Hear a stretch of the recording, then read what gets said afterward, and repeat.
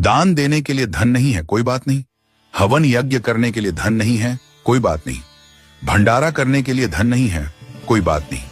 किसी भूखे को खाना खिलाने के लिए धन नहीं है, कोई बात नहीं। लेकिन जो मैं आपको बता रहा हूं, यदि आपने यह कर लिया तो ईश्वर आपसे प्रसन्न हो जाएंगे।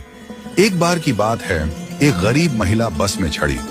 उसके कपड़े पुराने और फटे हुए थे, बाल बिखरे हुए थे और शरीर से वह कमजोर लग रही थी। जैसे ही उसे बस में सीट मिली, वह चुपचाप जाकर बैठ गई। कुछ ही देर में अगले स्टॉप पर एक वृद्ध महिला बस में चढ़ी। उस गरीब महिला ने बिना देर की अपनी सीट उस वृद्ध महिला को दे दी और खुद खड़ी हो गई। जब वृद्ध महिला अपने स्टॉप पर उतरी तो वह वापस अपनी सीट पर बैठ गई। थोड़ी देर बाद एक छोटी बच्ची बस में चढ़ी। बच्ची को खड़ा देख उस महिला ने फिर से अपनी सीट दे दी और खुद खड़ी हो गई। बच्ची का स्टॉप आने पर वह वापस अपनी सीट पर बैठ गई। इसके बाद एक गर्भवती महिला आई। इस बार भी गरीब महिला ने बिना सोचे समझे अपनी सीट दे दी और खड़ी रही। गर्भवती महिला के उतरने पर वह फिर से अपनी सीट पर बैठ गई। थोड़ी देर बाद एक सामान्य महिला बस में चढ़ी। वह न वृद्ध थी, न बच्ची, न गर्भवती, पूरी तरह स्वस्थ लग रही थी।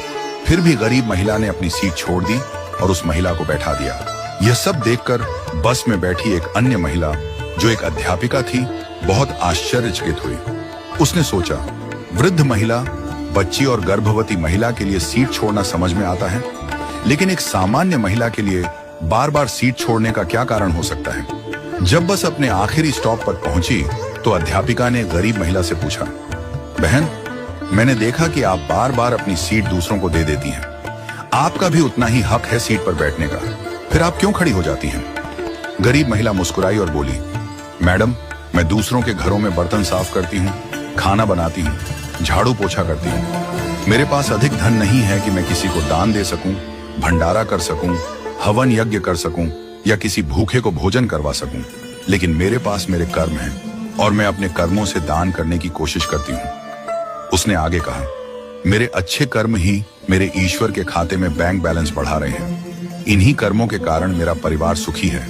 मेरे बच्चे पढ़ाई करते हैं, मेरा पति मेहनती और समझदार है। हमारे पास बहुत अधिक नहीं है, पर जो है उसमें हम खुश हैं।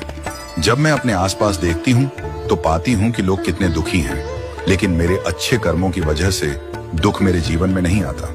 उस महिला की बातों से अध्यापिका की आंखों में आंसू आ गए। उसने कहा, मैं स्कूल में बच्चों को शिक्षा देती हूँ, पर आज असली शिक्षा तो तुमने मुझे दी है।